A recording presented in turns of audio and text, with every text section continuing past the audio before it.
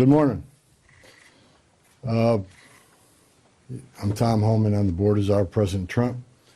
I'm here with Sam Olson, Field Office Director for the St. Paul office, and Ron Patello, Senior Advisor to the Commissioner of Customs and Border Protection, Border Patrol. Us three guys got just shy of 100 years in law enforcement, immigration enforcement. I've worked with Ron 30 years ago in Dallas, Texas. He's been with the Border Patrol's entire career. During my press conference last week, I reported I had productive discussions with various state and local officials, including Governor, Attorney General, Mayor Frey, and law enforcement officials about increasing coordination in a lawful way between the county jails and ICE to avoid public safety threats being released back in the community. While we had our differences, one thing was clear: we all committed to public safety for all who live in the Twin Cities. We have made significant progress under the direction of President Trump, working with state and local officials here in Minnesota, and I expect that to increase in the coming weeks. We continue to have discussions. I'll have discussions this afternoon. We currently have an unprecedented number of counties communicating with us now and allowing ICE to take custody of illegal aliens before they hit the streets. Unprecedented cooperation. And I'll say it again. This is efficient, requires only 1 or 2 officers to assume custody of a criminal alien target rather than 8 or 10 officers going into the community and arresting that public safety threat. This frees up more officers to arrest or remove criminal aliens. More officers taking custody of criminal aliens directly from the jails means less officers on the street doing criminal operations. This is smart law enforcement, not less law enforcement.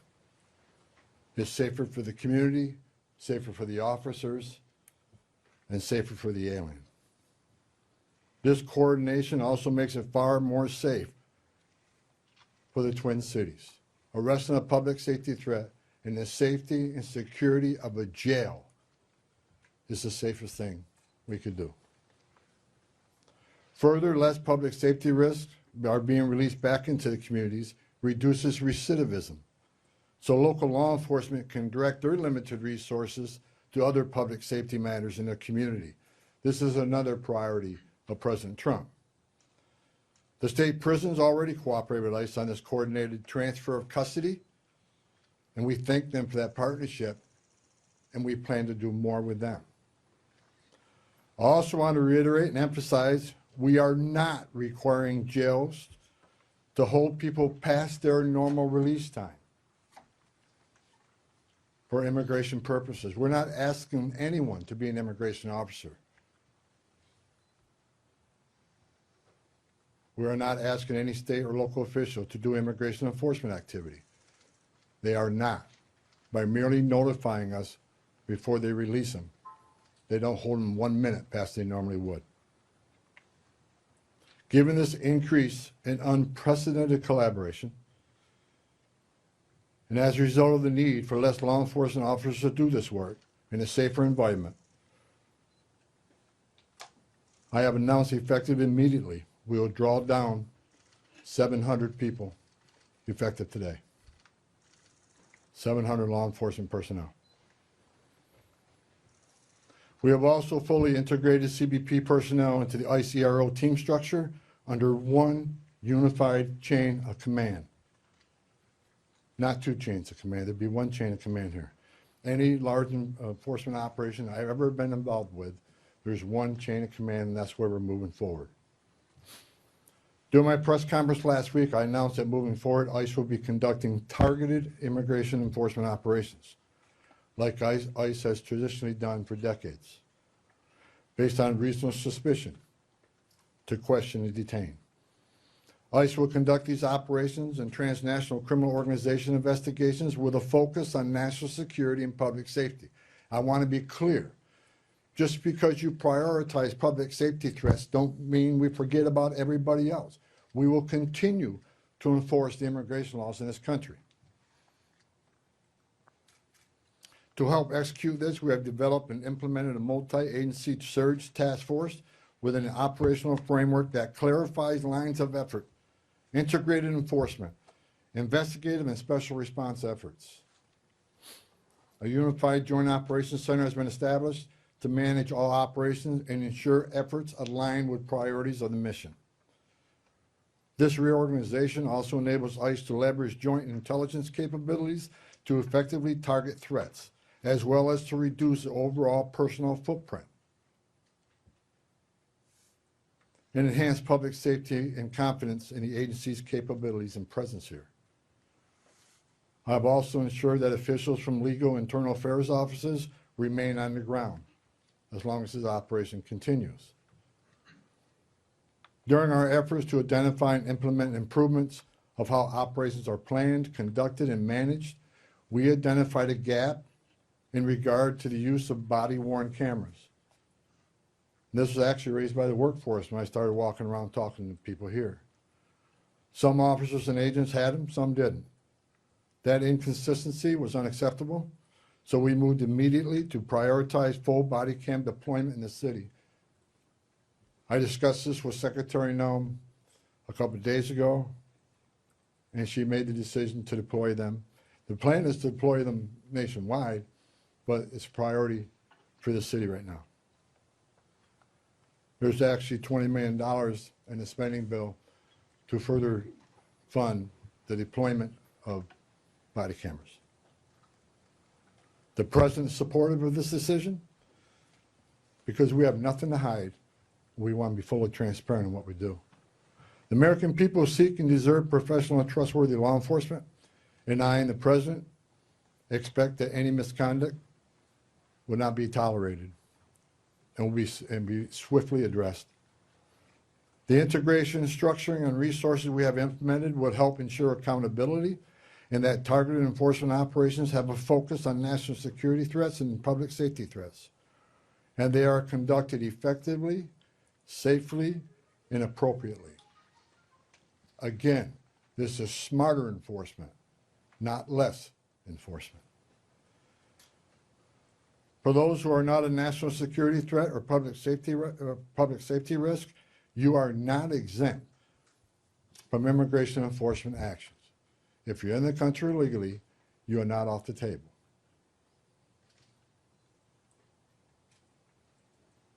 And let me be clear, President Trump fully intends to achieve mass deportations during this administration, and immigration enforcement actions will continue every day throughout this country. President Trump made a promise, and we have not directed otherwise. I heard rumors we have, untrue. Given that many public safety threats on our communities, many of which poured across the border during the Biden administration, it makes sense to prioritize public safety risks right now. Again, prioritization doesn't mean you forget about everybody else. But we have a criminal here, a non-criminal here. The criminal has to be arrested first because they're the biggest threat to the community. My goal with the support of President Trump is to achieve a complete drawdown and end this surge as soon as we can. But that is largely contingent upon the end of the illegal and threatening activities against ICE and its federal partners that we're seeing in the community. We will not draw down on personnel providing security for our officers. I will not let our officers be put at risk. So we will not draw down on personnel providing security and responding to hostile incidents until we see a change in what's happening with the lawlessness of the impeding and interfering and assaulting of ICE and Border Patrol officers. It is against the law to forcibly assault, resist, oppose, impede, intimidate, and interfere with federal law enforcement, including ICE officers and Border Patrol agents. Doxing law enforcement to threaten them and their families because they're executing their sworn duties to enforce immigration law that Congress passed is unacceptable. And it's shameful and incomprehensible to me that this unlawful and threatening behavior is being tolerated by anyone.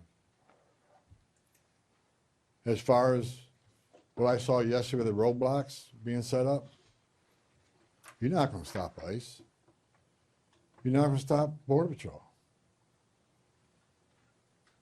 The only thing you're doing is irritating your community and want to go get groceries or pick their children up or whatever. I talked to the chief of police, and he committed to taking swift action on those illegal roadblocks. They're illegal. We shouldn't tolerate them. Again, a complete drawdown is going to depend on the cooperation, continued cooperation of local and state law enforcement and the decrease of the violence, the rhetoric, and the attacks against ICE and Border Patrol. The federal law enforcement personnel, ICE and CBP, and other partner agencies are patriots. And they've carried out their duties patriotically, with integrity, with professionalism and compassion. I've said this many times, these men and women don't hang their heart on the hook when they come to work. President Trump and I strongly stand with them in the critical work they do to prevent harmful or otherwise dangerous people from entering or remaining in this country. As part of the surge operation here, numerous criminal aliens have already been arrested.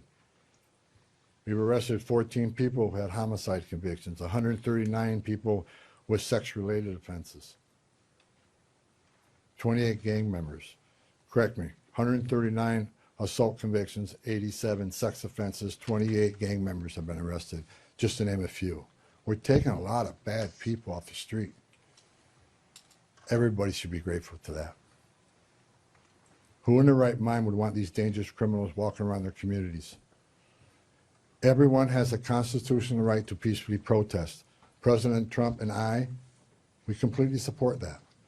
At the same time, professional law enforcement officers should and need to be able to perform their sworn duties without being harassed, impeded, or assaulted. I want anyone to report instances of alleged misconduct or wrongdoing. There's a way to report that.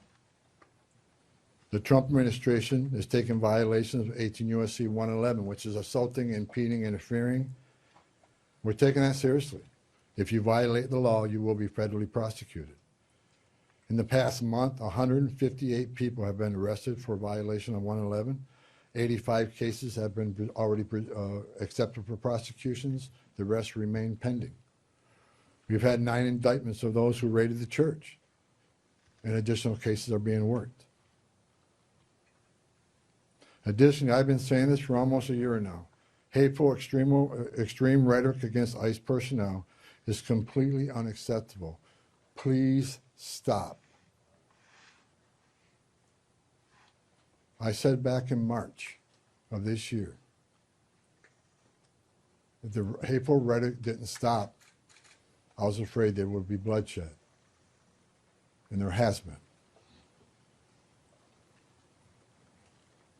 President Trump and I, Secretary Noem, none of us want to see any bloodshed.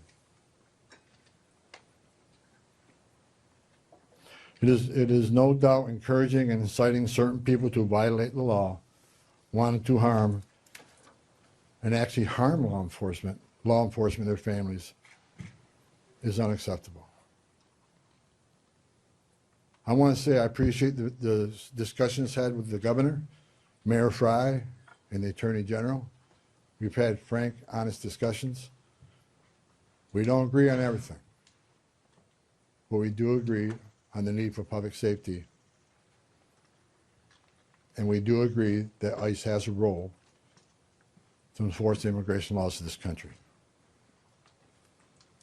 I would implore the governor and the AG and the mayor and other political officials to urge in the most strong and urgent way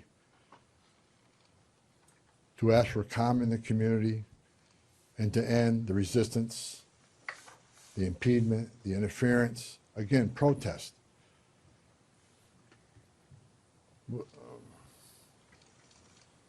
But stop impeding, stop interfering, stop violating the law, because we will arrest you. In closing, President Trump and I would like to thank the men and women of ICE, Border Patrol and other federal agencies on the ground here, for your dedication to the oath you swore to enforce the federal laws and promote public safety through the work you do. That hasn't been easy. I know the sacrifices you made. I know the sacrifices your families make. I know your families worry about you every day. I know you've been away from birthdays and anniversaries and holidays. I appreciate every one of you. I wore that green uniform. I love the United States Border Patrol. I was an ICE agent. I know the job you have. I know the tragedies you've seen. The President is with you.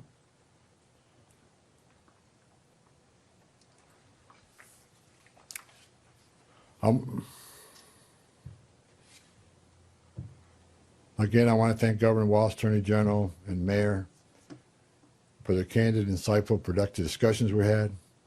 Again, I'm not saying we agree on everything, but I think we all already accomplished great things in Minnesota. I am optimistic we will achieve even more in the coming days to make this city safer. I would also like to thank the numerous local law enforcement officials I was able to meet with the last 9 days since I arrived here.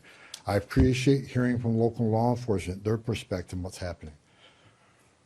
I appreciate the desire to enhance communications between their agencies and our agencies, and that communication has been vastly improved.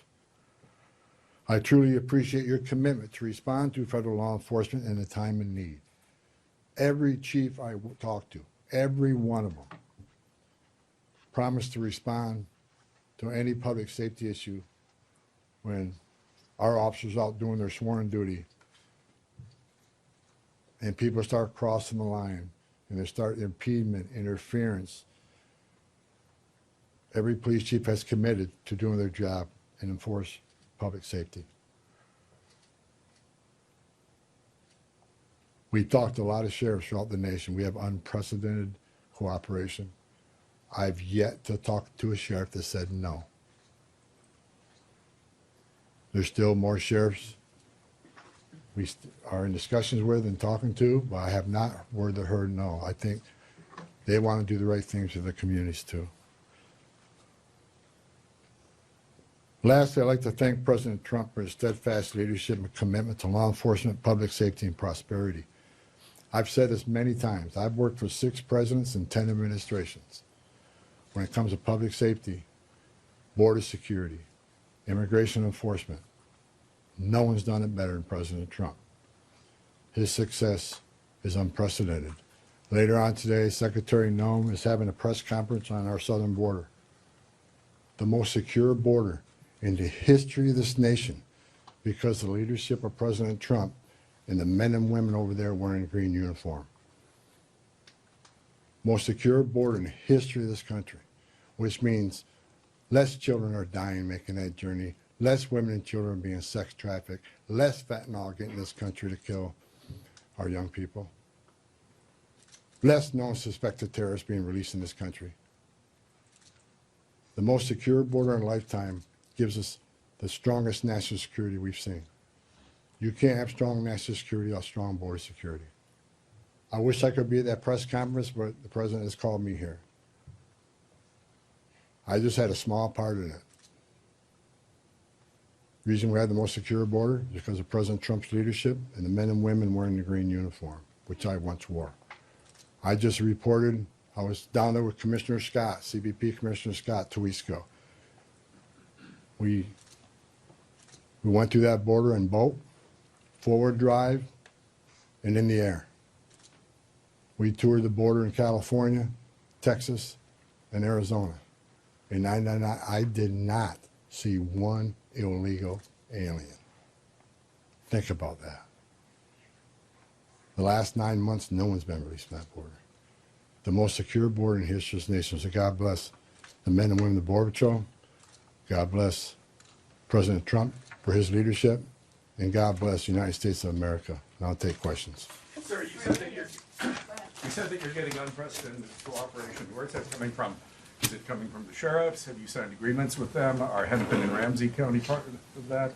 And the 700 officers leaving Minnesota, are they Customs and Border Patrol or ICE or? There's a mix, but that number is based on, number one, the cooperation. Again, rather than having whole teams out looking for a criminal alien was just released, now we have one agent at that jail picking that person up. That and the operation has been successful on a number of arrests, so the target list is reducing. So with the efficiencies of the jails, with the efficiencies of the prison system working with us, and the target list decreasing, we had a whole team looking at what makes sense without risking officer safety and the security teams, and that number is 700. Look, we want to get back to the original footprint, the Minnesota footprint of what ICE offices looked like before this operation, plus the additional hires through the big, beautiful bill. A lot of these people, we got agents here from LA, New York, and Portland. There's problems there too. So we want to get people back to their home stations and enforce immigration laws in those areas. But the vast majority of sheriffs, there's only a few that we're still in consultation with, but this is unprecedented cooperation. So again, I want to thank, the sheriffs, the governor, and the AG. I think we're in a lot better place than we've ever been in. We never had this kind of cooperation at this level. And I'm not leaving until we get all done. But I'm happy to say I'm extremely pleased with the leadership team and their outreach to the sheriffs, to the state, to the chiefs. I've talked to many of them. I didn't talk to all of them, but I plan on talking to every one of them before I leave and thanking them for their cooperation. Are you getting cooperation from Hennepin and Ramsey? Follow-ups right here, go ahead. With everything that you've mentioned here right now, do you think this operation was a success here in Minnesota? Yeah, I think I just listed a bunch of people we took off the streets of the Twin Cities. So I think it was very effective as far as public safety goes. Was it a perfect operation? No. No. And I just told you, we created one unified chain of command, make sure everybody's on the same page, make sure we're deconflicting targets, and making sure we follow the rules. And I'm not saying anybody, I don't think anybody purposely didn't do something they should have done. I'm saying that I brought a different set of eyes on this. I've done this for a long time.